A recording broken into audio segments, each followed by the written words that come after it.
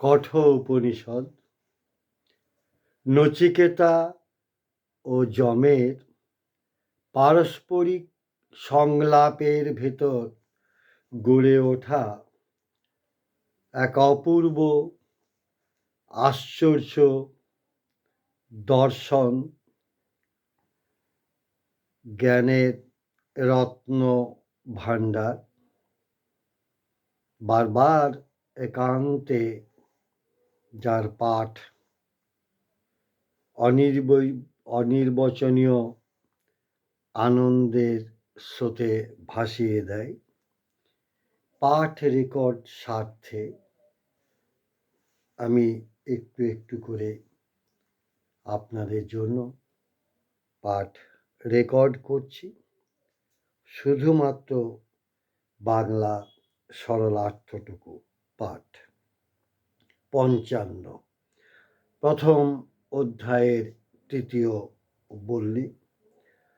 জগতে সকৃত কর্মের ফলরূপ রসপানকারী যে দুইজন পুরুষ পরম ব্রহ্মের উৎকৃষ্ট উপলব্ধি স্থান বুদ্ধিরূপ গুহাতে প্রবিষ্ট আছেন, তাহাদিগকে ব্রহ্মবিদগণ ছায়া ও রৌদ্রের ন্যায় সম্বন্ধযুক্ত বলেন।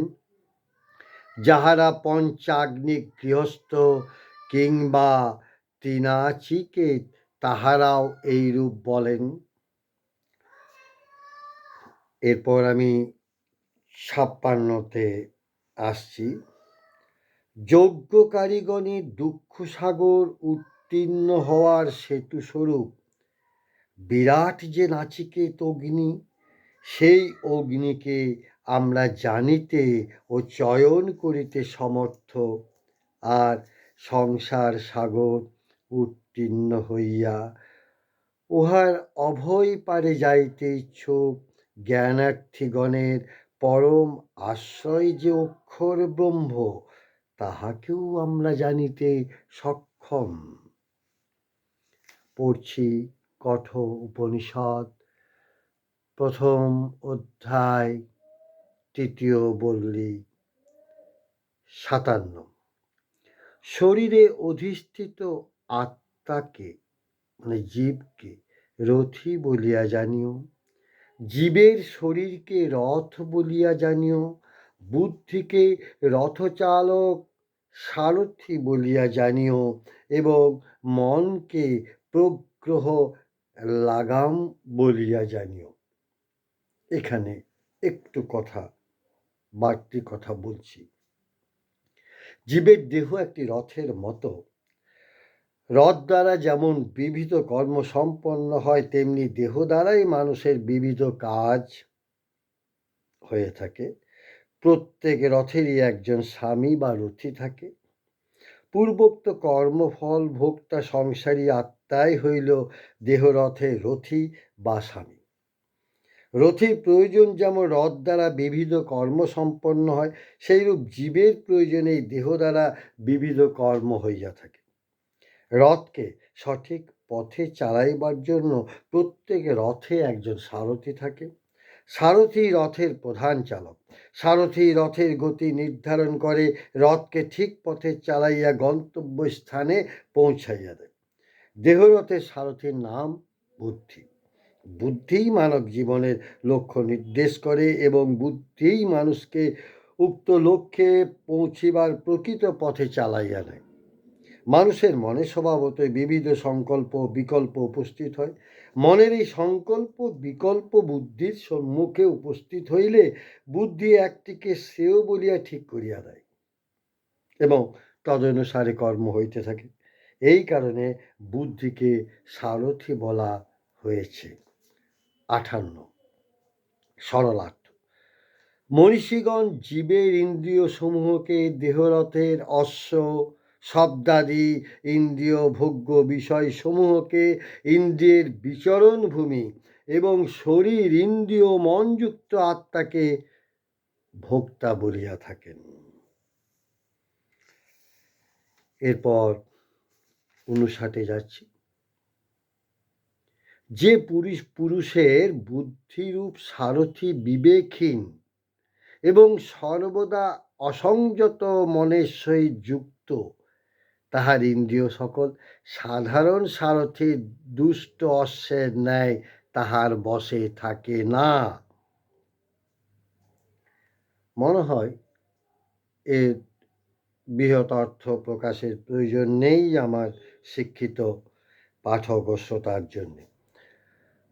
পরিষাট, যে বুদ্ধি সারথি সর্বদা সংযত মনের সহিত যুক্ত থাকিয়া বিবেকবান হয়, তাহার ইন্দ্রিয় সকল সাধারণ সারথির শিক্ষিত অশ্বের ন্যায় সর্বদা বসে থাকে, কখনো উদ্দাম বা উচ্ছৃঙ্খল হইয়া বিপথগামী হয় না।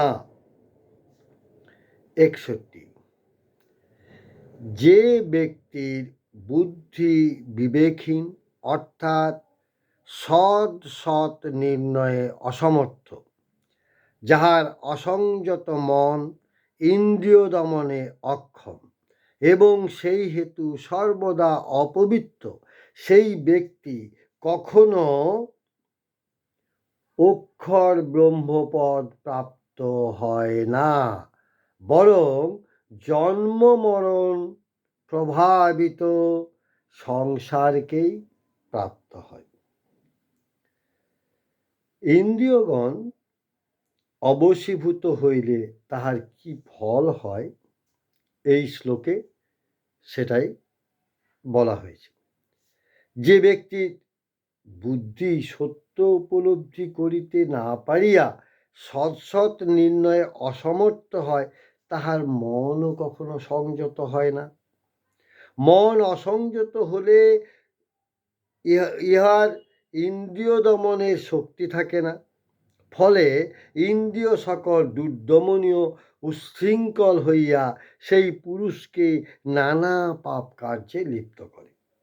ফলত তাহার দেহ মন অপবিত্র হয় এবং সে সচ্চিদানন্দ ব্রহ্মকে লাভ করিতে পারে না।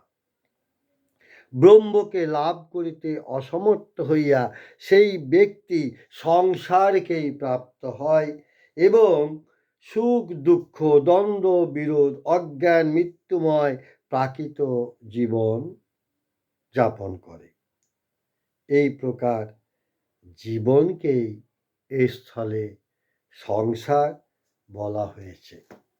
আমাদের পূর্বজ মুনি ঋষিদের, আমাদের পূর্বপুরুষদের, যম, নচিকেতা ও মন্ত্রদ্রষ্টা ঋষি কবিদের আমার সাষ্টাঙ্গ প্রণাম।